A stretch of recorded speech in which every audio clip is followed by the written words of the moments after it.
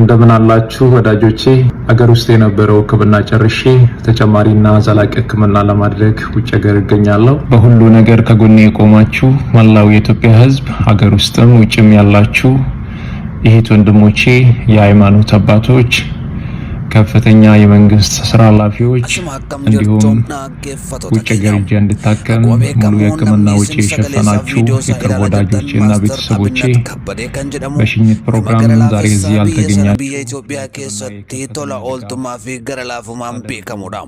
አከሱማስ ሞ ለሚሌ ኬኛ ሃሎ ተገራገራ ከሰቲ ዱኩባ ፊ ኢጁማ ያንደረዳማ ጅረኒፍ ደፌ ከንቀቀቡ ነመከና ቱሬ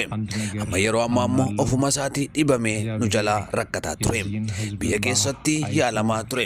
yaalli isaa kun biyya keessatti xumuramu waan dandeenyeef yaala walii galaa argachuuf gara biyya bakkee deemaatti jira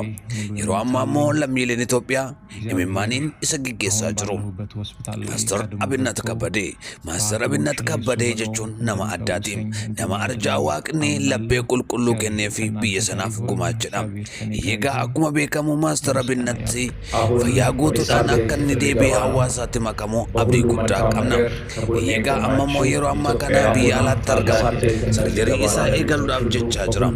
egaa yaa uummata Itoophiyaa nama kanaaf akka kadhattan isin jenna namni kun nama addaati namni kun nama qulqulluudha namni kun hiyyeessaaf gara lafaa dhukkubsatootaaf gara lafaa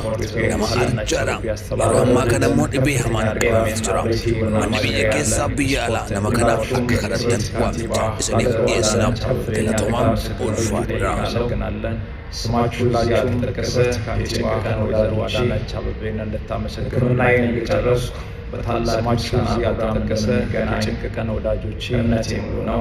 ሕክምናዬን እንደጨረስኩ በታላቅ ምስጋና ፕሮግራም እንደምንገናኝ ታችሁ አትርሱኝ። እምነቴ ሙሉ ነው።